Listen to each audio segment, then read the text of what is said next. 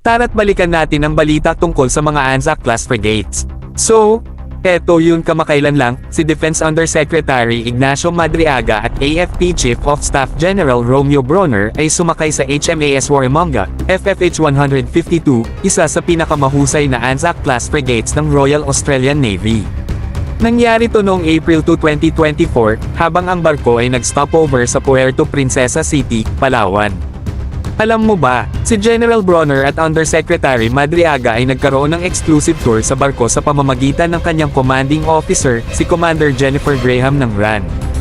Ang ganda ng VIP experience, di ba? Ngayon, hindi basta-basta ang HMAS Warramunga. Ito ay ang ikatlong barko sa kanyang klase, at sabi ko sa inyo mga bro, astig ito. Binanggit natin ang mga plano sa pagre-retiro ng sister ship nito, ang HMAS ANZAC FFH 150.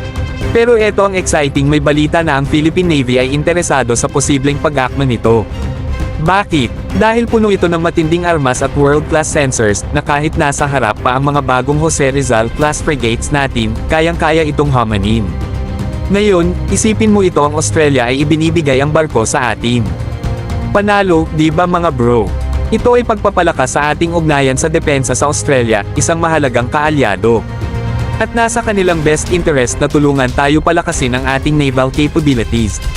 Sa huli, layunin natin ang mapanatili ang kapayapaan at katiwasayan sa Indo-Pacific region, tama ba? Kaya't abangan natin ang mga susunod na balita tungkol dito. At huwag kalimutang i-like at i-subscribe ang channel para sa lahat ng pinakabagong balita at kaalaman. Hanggang sa susunod, mga bro, manatili tayong handa at mag-ingat palagi.